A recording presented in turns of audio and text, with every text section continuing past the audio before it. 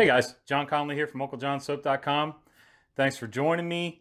I'm really excited today. We're over 8,600 subscribers as of this afternoon. Thank you guys. That is just fantastic. You know, as always, if you got something that you want to see or you want me to talk about, leave it in the comments down below. Shoot me an email at unclejonssoap@gmail.com and I'll try to get it together into a video and talk about it for you guys. You know, I do get questions and I try to answer every question or respond to every post and comment on my videos.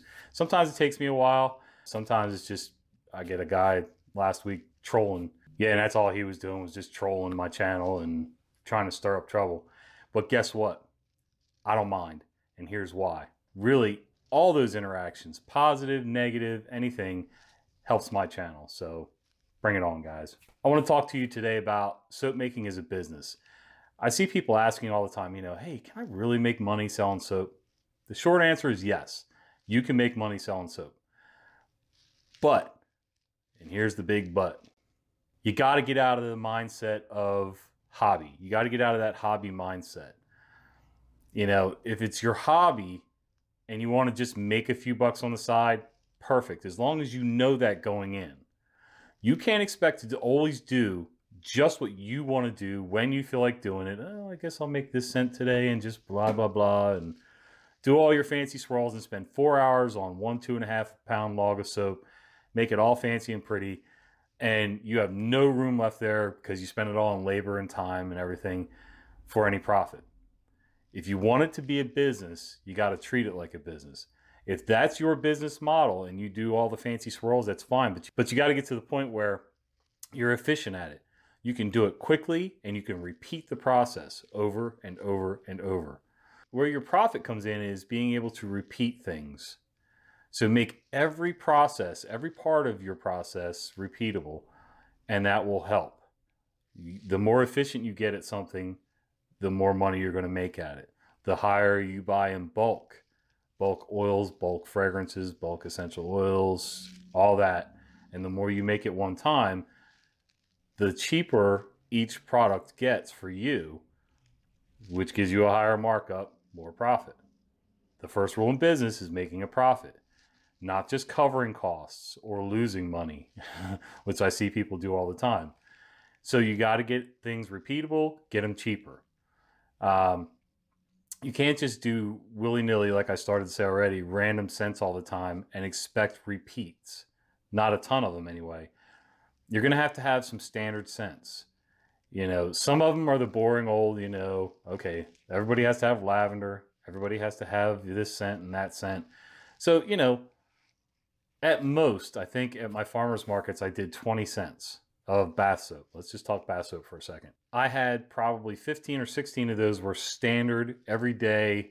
The old ladies are going to come back for it. The younger moms are going to come back for it. The guys are going to come back for it because they know it's going to be there all the time. And it's a standard scent that they recognize the name, or they can at least understand. They can get an idea of what it smells like and what it's going to be from the name. And then when they smell it, they recognize the smell and they like it and they can come back for it over and over. And then the other few bars, the other few scents, I can do wild and crazy and short runs of scents. You know, okay, I'm only going to make 2 or 3 batches of this scent ever, and then it's gone forever. And people will buy it, and they may love it, but they may not come back for it over and over. People get comfortable with certain scents, certain feelings, clothing styles, you name it, and that's what they tend to come back to over and over. So you got to make sure you're making what your customers want. Figure out your customer base. That's another point. Who are you selling to? Who's your audience? Who's your market? Next would be diversity in products. So if you go out and you just start setting up a table full of bath soap, and that's all you make, that's all you sell, you'll sell stuff, but you're not going to get the full potential out of that farmer's market or craft show or whatever it is you're doing. You have to have some diversity. Unless you're selling in bulk, knocking your price down just a little bit and just moving product. You can do that too. I've seen companies do that, but it's a little less personal that way, and it's a little trickier. But you know, when we started out with bath soaps and laundry soap. Pretty simple. Didn't make a ton of money, but it was a base. And then eventually we added body scrubs. And then we added beard balms and beard oils to our product line. We added lip balms. Then we added shave soaps. Didn't do great with the shave soaps because I didn't know what I was doing and I hacked it.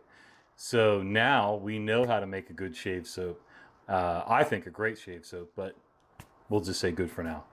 So we make and sell a ton of shave soap. Accessories, dryer balls to go along with our powdered laundry detergent, cleaning supplies. You know, we sell these sponges. They're a model on the magic sponges that you see in the grocery store, but we buy them in bulk and we can sell them cheaper. And, you know, people seem to like that. It goes along well with other things. You know, we made a brand. That's something else you need to worry about. What is your brand? It has to be unique to you. It has to be memorable to other people. For us, somebody made me this logo from a picture. It's a caricature of me from a photograph. They drew it, digitized it, sent it to me. I have it in full color too. And you'll see that on our channel here in our intro and outro. And, you know, it's a recognizable brand. People still make fun of me for selling wet shave stuff because I have a beard, but that's okay. I shave my head and it doesn't mean I don't know how to make soap. The bulk of this, the core of this whole video is stop treating it like a hobby. Start thinking in terms of business.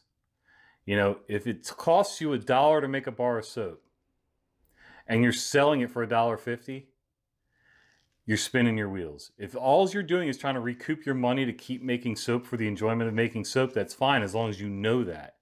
But I see people who are trying to get into it as a business and they're only trying to figure out how they can sell it cheaper to sell it faster and undercut the other guy. Don't undervalue yourself. Do it right. Study up. Do lots of reading, lots of videos. Learn from other people's experiences. You don't have to start out cold, you know, knowing absolutely nothing.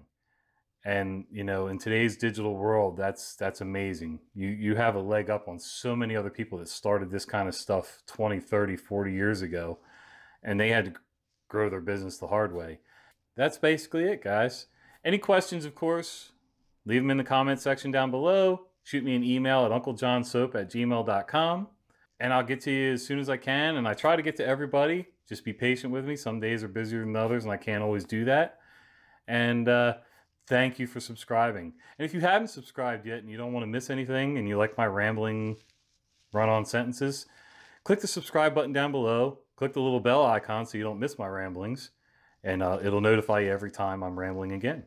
Do what you love, but be smart about it. See ya.